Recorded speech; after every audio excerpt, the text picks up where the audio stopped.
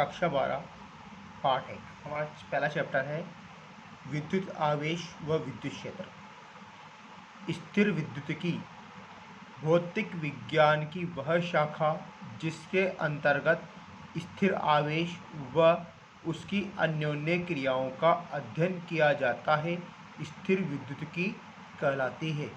स्थिर विद्युतिकी के अंतर्गत हम आवेश जो कि स्थिर है तथा आवेश से संबंधित क्रियाओं का अध्ययन करते हैं।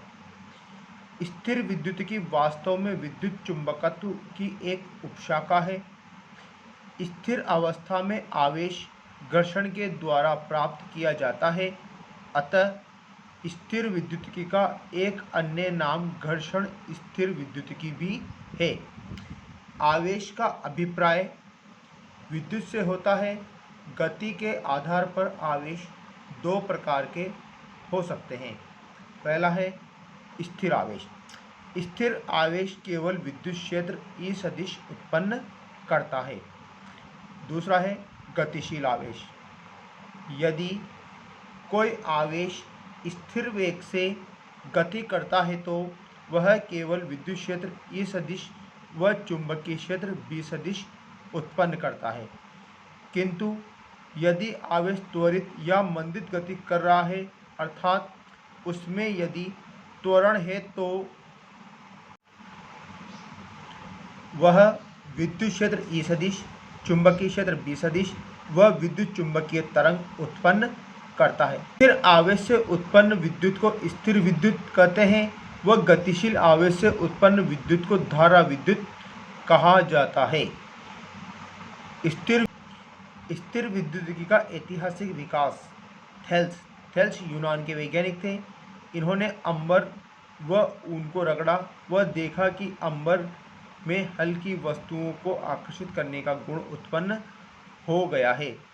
अंबर को यूनानी भाषा में इलेक्ट्रम कहा जाता है, अतः जितने भी इलेक्ट्रिक प्रकार के शब्द हैं वे इलेक्ट्रम से ही लिए गए हैं, जैसे electron, electric field, electricity, electric dipole etc। इसके बाद आए विलियम गिलबर्ट। ये इंग्लैंड के वैज्ञानिक थे। इन्होंने 4 कार्य किया। अंबर में आकर्षण का गुण उत्पन्न होने के कारण बताया।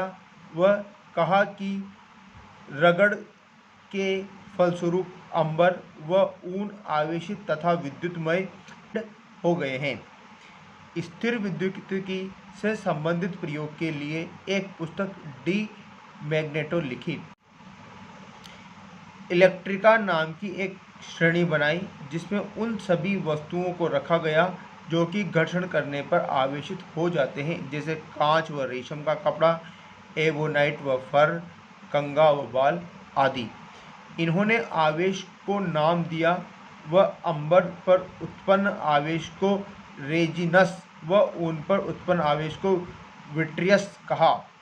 इसके बाद आए बेंजामिन फ्रैंकलिन। ये अमेरिकन वैज्ञानिक थे।